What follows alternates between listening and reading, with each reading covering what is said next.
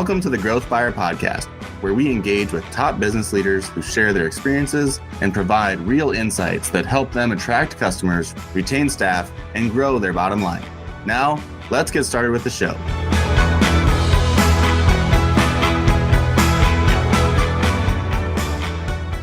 Hi there, I'm Kevin Horrigan, host of the show, where I feature inspired business leaders from various backgrounds and industries who are willing to share their stories and their past insights. Your podcast today is brought to you by Spinutech. Spinutech is a digital advertising agency with 165 team members across the United States who help their clients attract new customers, accelerate the growth of their existing clients, and ultimately help them grow in their revenue and customer satisfaction. Spinutech, thank you so much for your sponsorship. Well, today we have an amazing guest. Today we have Jamie Harden. Jamie is president and CEO of Creative Sign Designs. Jamie is a very involved community member here in groups like YPO, the CEO Council of Tampa Bay, and the Greater Tampa Chamber of Commerce. Jamie, welcome to the Growth Fire Podcast. Thanks for having me, Kevin. It's great to be with you.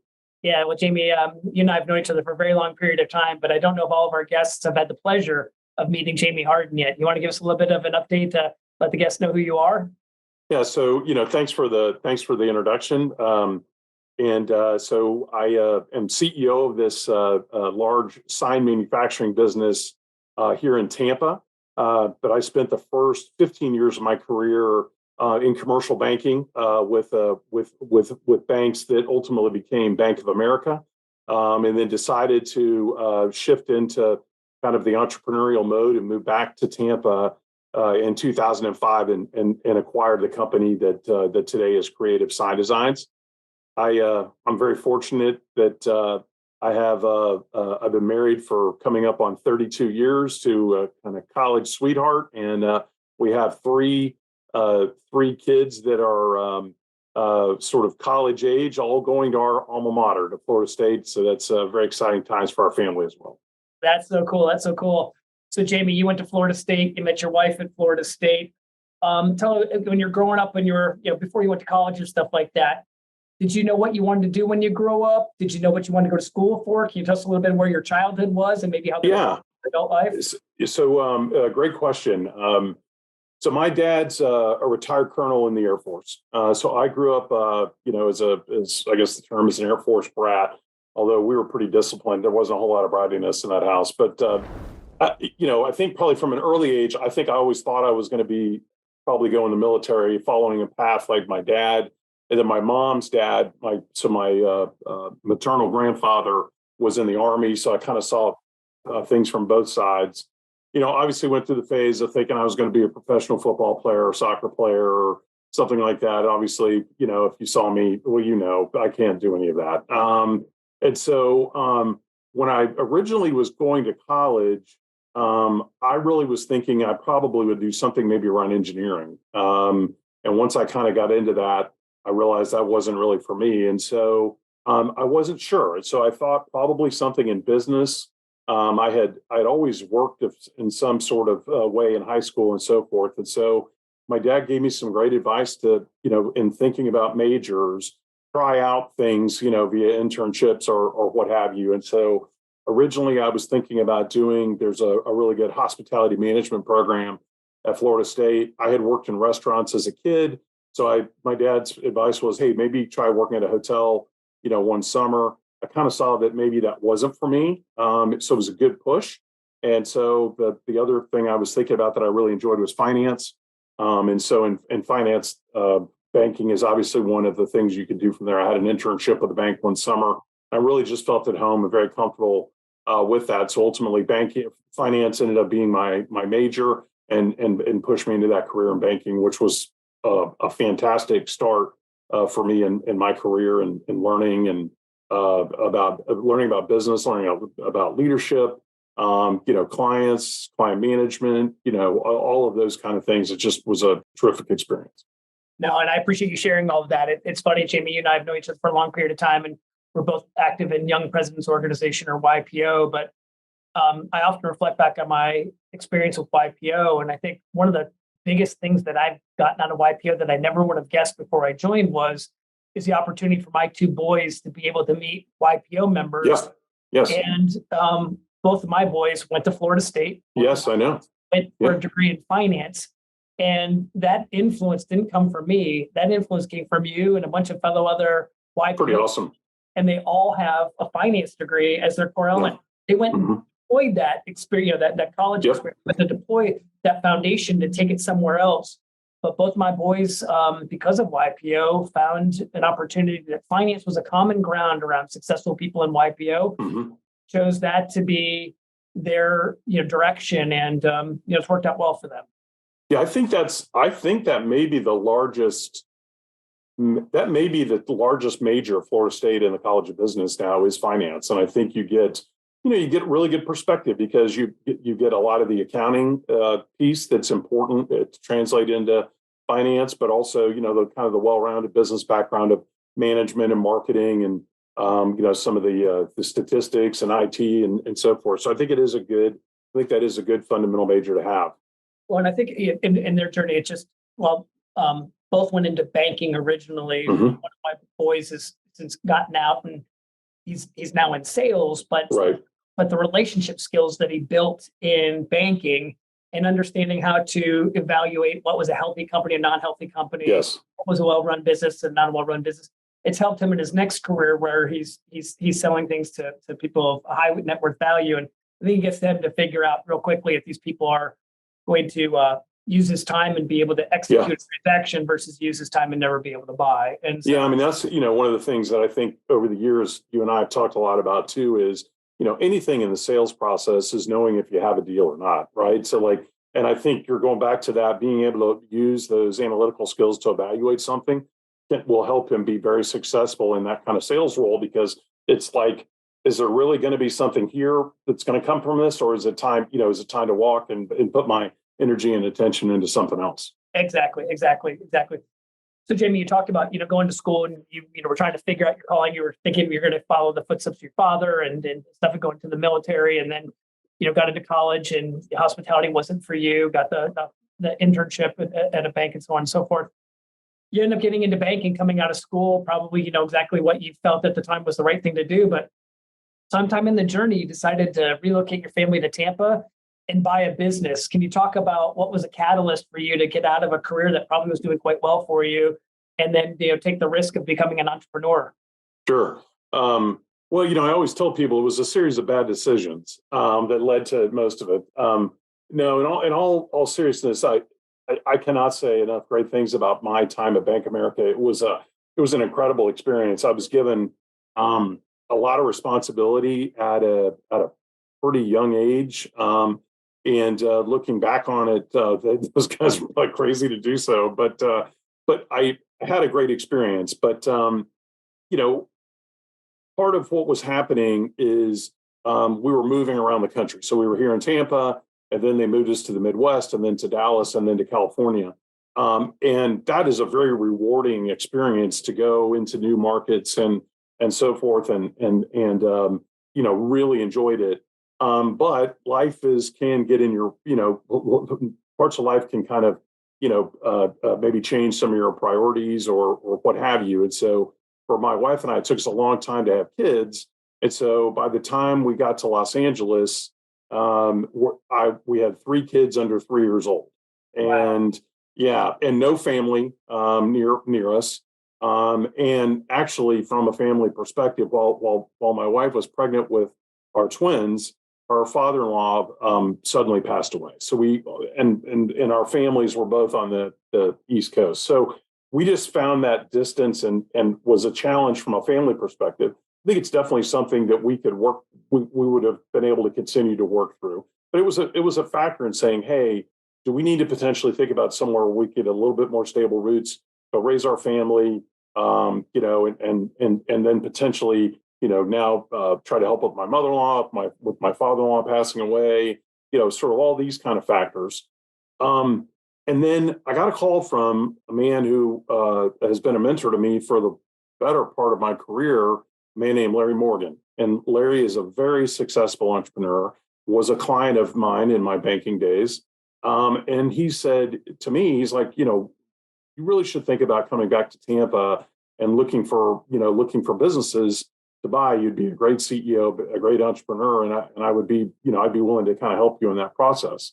So that kind of got my gears going there as well. And so, quite frankly, after a lot of, I don't know if it was, I would say there was that much time, but after it's really spending time and thinking through professionally and personally, we decided there was no better time to take the leap. And candidly, we also really missed Tampa. And so, so all of those factors, I quit my job. I left, access to some really good Lakers tickets and Dodgers tickets, and moved back to Tampa and kind of hung out a shingle and started looking for companies to buy. Yeah, that's great. So you left. So you left Los Angeles to come back to the Tampa market with no job. Correct. Yep. What a risk. What a risk. Yeah. Big time. And the gap between arriving in Tampa and finding a company to buy, tell us a little bit about that. It was about 9 months by the time we found it. What was some interesting advice was given to me when starting to look at these businesses, and I know you know this, there are so many businesses that are for sale or to whatever degree on any given day in any given market. It would blow most people away to realize. So I had a friend of mine who said, one of the things you have to think about is, the criteria of what you're really thinking. Like what are the things you're good at? What are you weak at? There's obviously the financial side of it, just really try to kind of map out almost like I call it with our sales team, almost like a go, no go strategy. Like these kind of businesses and so forth. Very helpful advice. Said, get it on a piece of paper. And then when you're looking at deals as they come through, it gives you some criteria to kind of match up on. That was some incredibly sage advice, because now once you start to kind of open the floodgates of looking at deals, you can kind of get caught up in that and stray from maybe what your strategy was and so forth. So it's really helpful to have that piece to help look at. And one of the things that I knew I could add value from the sales process perspective. That had been a strength of mine in banking. So I knew that something that I could come into where we could put those kind of pieces in place was probably an area of strength. Now, if there was already a large sales, team in place, obviously I could make that work too, but I thought I could really put a stamp on something if that was kind of one of the things that came about. So, and hearing what you say, but what I'm processing, Jamie, is that you might have been looking for a business who maybe wasn't as effective as it could be because they needed an injection of some good sales leadership or something like that. Felt as a CEO, you could potentially bring that to the table and help accelerate the company's growth. So tell us a little about that journey. Our podcast is called Growth Fire. We love to tell about experiences that others have had in helping ignite growth to their business. And so I think if you're comfortable, tell us a little bit about that journey. Sure. I mean, it's been fantastic, but it's also had a lot of challenges. The big challenge to start was the company we bought was originally in 2005 was 100% tied to residential new home starts. So we manufactured mailboxes, street signage, anything that goes into master plan communities. Year one, we crushed it. I think we grew 35%. Our play was we were really only in Tampa and Orlando, get closer to the customer. So we opened regional offices in Jacksonville, Venice, which is kind of southwest Florida, and then in West Palm Beach and southeast Florida, and then also expanded our Orlando presence. So this way we were really geographically covering the state, implemented all kinds of good sales processes, hired someone to run our sales organization, build the sales organization.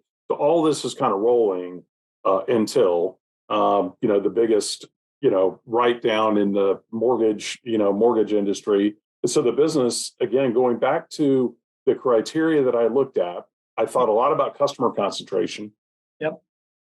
I didn't necessarily think as much about industry concentration. So that was a lesson learned, and how tied we were to really ultimately to new home starts.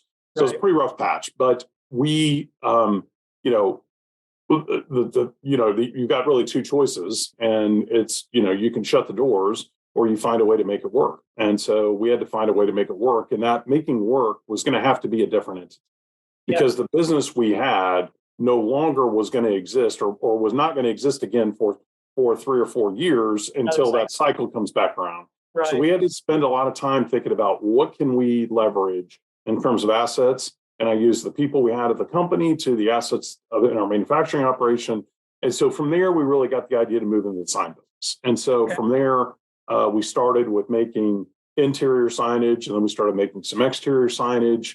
And then we started adding the installation services to the business, and just kind of listening to our customers, kind of kept building the right products and services to grow that business.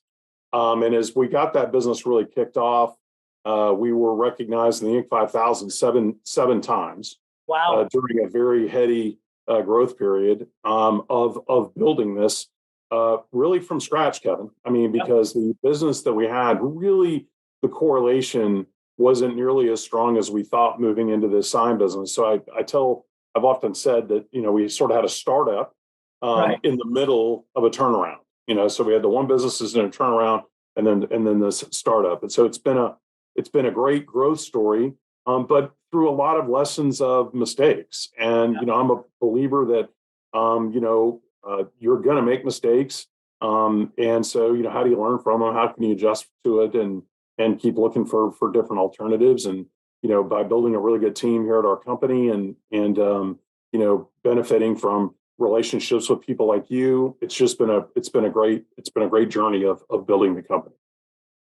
Jamie, thanks for sharing your story. It's a great story. And, I think that, you said when you were in school, of course, the dream of playing soccer, professional football, all this, but somewhere in there, Jamie, you definitely built some tenacity. And like you said, you had two options: close the doors or leverage what you could. And this word came around, this word in business came around heavily when the pandemic was going on, but we kept talking about how are we going to pivot? How are we going to pivot? Yeah. And, back in 2006, 2007, it sounds like you were pivoting before that was a term that we'd coined 50 years later. But thank you for sharing that story. Now, 7 years in a row. So you also described you're kind of a startup, but in the turnaround mode. Yeah. You make Inc. 5000 7 times in a row. What can you share were you doing to take this company that was a turnaround / startup and be able to make Inc.'s list seven times? So, I mean, one of the key things we needed to do as we moved into this architectural sign business was start by acquiring talent. So we really needed to get people that knew what the heck they were doing, because I most certainly didn't. And so finding good people on the operational side, sales, project management, but really just trying to find really good people that were bought into what we were trying to do, which was to build a really good turnkey, full service architectural sign company. And that's a very long-winded way of saying to sort of implement the Bank of America relationship management model, which what I loved at Bank of America was I was never going to go into a client's office and not have all the products or all the services. Right. And so you become not only very valuable to the client, but then, vice versa. And so there's a stickiness to those relationships and so forth. So that's what we've really tried to embark on, is listen to customers. What are they asking us for that we can fulfill? Now, there's instances we've been asked to do stuff that have been mistakes. And so, because sometimes at the beginning you're saying yes in order to get the opportunity. Sure. But from a growth perspective, it was really trying to look at, first acquire talent. Then the second part was really think about the channels that you want to focus on. And so there's all kinds, this industry is the most fragmented, I could argue one of the most fragmented industries you'll ever see. There's, the fast signs and franchises and so forth. Right. And they've got a terrific market for retail, quick turn, so forth. As an entity, we had to say, that's not us, but it took time to make sure to decide, no, that's not us, because there's a lot of instinct when you're trying to grow a business to say yes to everything, right? That's somewhat is the easy answer, is to say yes, whereas the more difficult decision obviously is to say no, or what about.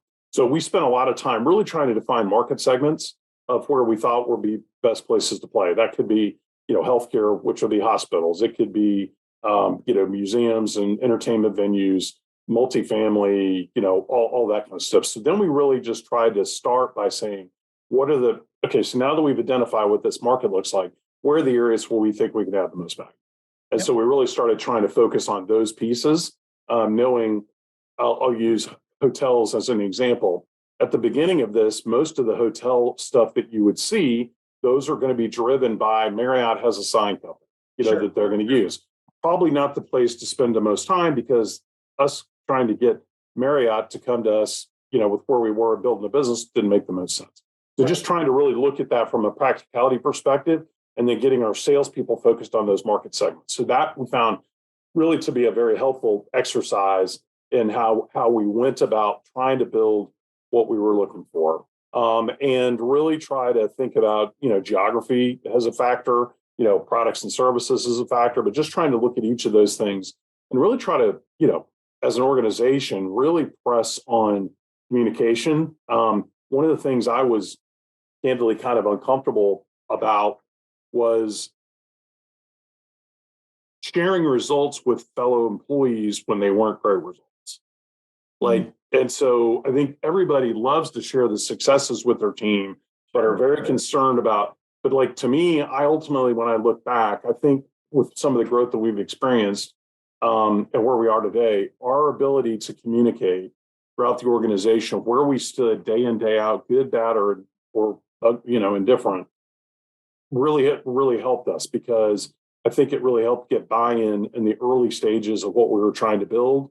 And we had our people really focused on results that were the most actionable to get us to the path we needed to get on. Well, and you shared so many great nuggets there, Jamie, but I think, so much of that is growth, and you're talking about 7 times on the Inc. list and all that type of stuff. But you talk about growing a team and making investments. And you didn't have experience in the sign business. You're just trying to apply your Bank of America relationship building. And the word no is such a hard word to come out of our mouths when we're trying to grow a business.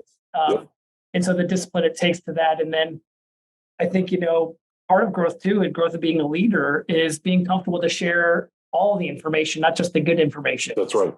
And I've learned a few years back, some people's leadership trajectory, and in the beginning of their leadership trajectory, they don't share anything when they see bad behavior. They just keep it to themselves. Then the next step of the journey is they tell them the good stuff, hoping they'll do more of the good stuff and get rid of the bad stuff. But at the end of the journey, you share all stuff with the intent of making them better, which makes your company better, which makes your company's product, services, customer satisfaction, coworker relationships, and the company ultimately better. But if they're only hearing the good stuff, then they're struggling on your decision making when you're doing things that you're trying to impact the bad stuff without telling them that kind of stuff. But it's hard to build alignment when they're struggling to understand decision making when all they've heard is the good stuff. Well, yeah. And I mean, the reality is all of us, we have bad days and we have adversity, and it's going to be there. And if all you show is, the rainbows and the butterflies, it's not really pushing, it's not giving a real view of what's there. And so then people start to ask, why are you asking me to do this? Why are you asking me to do that if everything is so great? Right. And that's been, one of the things for me, it's been interesting. So I've got a manufacturing business, and the bulk of our employees are in the manufacturing and installation. And these are incredibly great, hardworking people it's incredible to have on our team. But I've also had to think about how to communicate to those teammates, because what they're seeing may be very different than what my sales and project management people. So how to correlate that? I don't have it down. I mean, I keep working on it, and it's trying to just make sure everybody in the organization knows the places they can impact. But also, like I said, trying to be honest, with where things really are, get you more buy-in. But I can tell you, there's been times I've been scared, if I tell people where we are right now, are they all going to walk out? Will they quit believing in me? Will they quit believing in our vision, in our company and so forth? So I think it takes some courage, but it really is just really the right thing to do by people, to let them know where they stand. I think so. I think so too. And it just takes experience to get the comfort level to be deal those things, because I think the human nature side of things is to want to protect. You're trying to protect that or protect yourself, right? You if I gave them the true picture, would they want to leave because they're scared, right? That's right.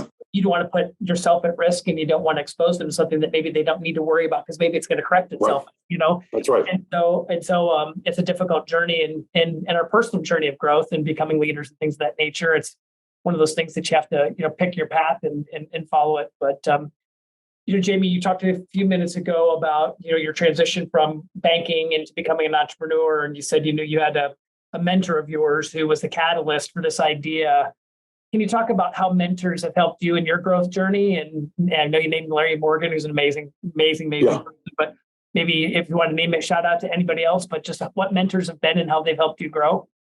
Yeah. I mean, I think I think in life, if you went back and kind of started at the beginning, I mean, my dad and my grandfather were both very influential on me. And, just kind of getting their perspective, I think back to those times, coaches and some sports. There was a guy that I started throwing the discus and shot put in high school.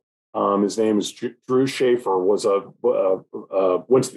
I think he had the record in one of the two at the Air Force Academy, and he just took me under his wing. And while he was a great coach, but it was like kind of a mentor, not a personal mentor. I mean, he's most certainly a coaching mentor. But and then you go to college, and I still am very fortunate to have a number of friends from my time at Florida State. My father-in-law was a great mentor to me. My wife Melanie is an unbelievable mentor to have and a great partner in life. And then, during my time at Bank of America, I ran across incredible people. At the time, a gentleman named Gene Taylor, who was, I think was vice chairman at the time. David Darnell ran the commercial bank.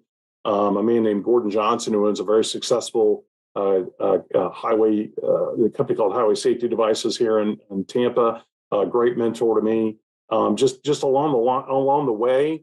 And then, moving into volunteer activities and, some things in the community, you find a lot of respect for people that run those organizations, but then the fellow board members that you connect with. And, Kevin, I mean, I consider you a mentor. You've taught me so much about marketing and I guess just business and the approach to these kind of things. I've been very fortunate to be around lots and lots of people that I would view as mentors, Sherpas, whatever the term might be. But right.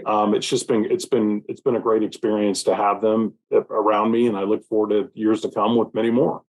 No, and I appreciate that. I think I ask that mentor question every interview here on the Growth Fire podcast. It seems to be a significant contribution to everybody's ability to say they were able to learn. And my number one mentor told me very early in my career, I'll never forget this, but we had a mutual business acquaintance that both of us had invested some time in. And I had come to find that acquaintance was up to some questionable shenanigans. And I knew my friend, who eventually became my mentor, was about to make a 6-figure investment in his company. And I didn't know him that well, but I knew what was about to go down in the next 24 hours.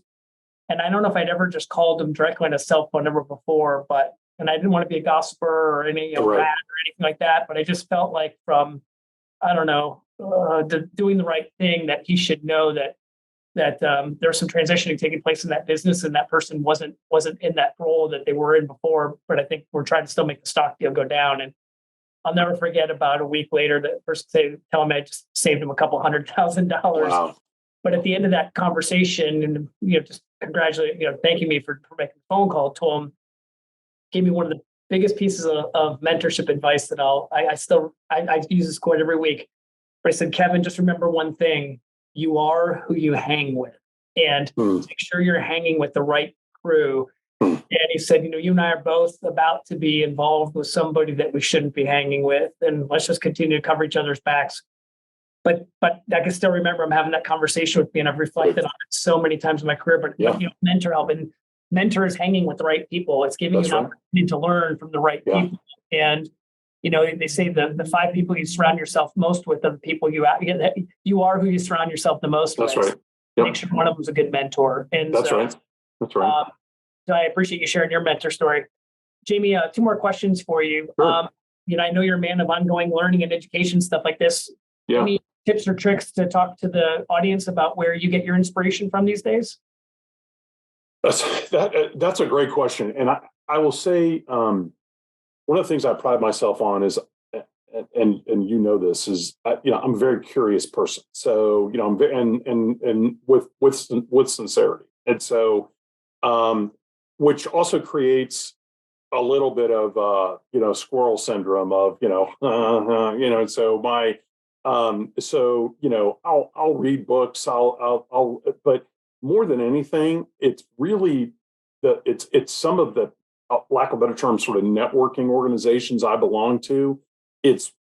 I have learned more from those people, Yes. those organizations, than any book I'll ever read, because they're really day in, day out case studies. And if you really get to know people at the level of curiosity, you can really learn a lot about a lot of different things. And so I think that's probably where I get more inspiration and more ideas, is around that listening, that staying very curious piece, and just enjoying that, and trying to go into those things with I guess not looking for anything in return. Right. I know you and I have talked about that in the past. I think a lot of people think about networking, and it's like, I've got to get a deal out of it. Right. That's just, and that might well work. I mean, it might, but I know, relationships are built on, genuine personal connections between, people. And so that level of curiosity, that level of involvement, I think that I do know that goes further than anywhere. And I know that's where I get more energy from it, doing something like that than any other mode. Well, and I appreciate you sharing that, because I think, again, part of the Growth Fire podcast is just, how do you grow it? Growing your revenue, growing your marketing, growing leadership, growing as an individual. But, I think what you're sharing there is where you're getting your most inspiration, is being involved in some networks of where it's fostering communications among fellow leaders. And, you and I are both involved in a couple of the same organizations. Yes. YPO Young Presidents Organization is one, where we're both in a forum, and then we spend a half day a month. Yep. Our forum mates, and we've got a couple of avenues of similar type of networks that we belong to. But Yep. I've always shared, like, those organizations are meant to be able to share your deepest, darkest concerns, insecurities, challenges, whatever they may be, with a group of people who have nothing to gain but other than sharing their experiences to help you grow. Yeah.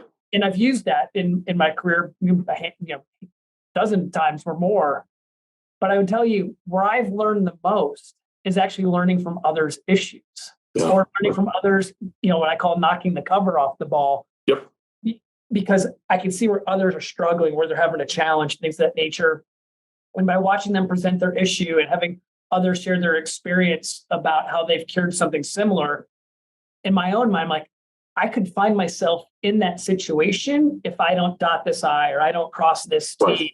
Right. Or I can see someone knocking the cover off the ball and say, my industry, we might not have thought of things like that, but that could reflect well in my industry.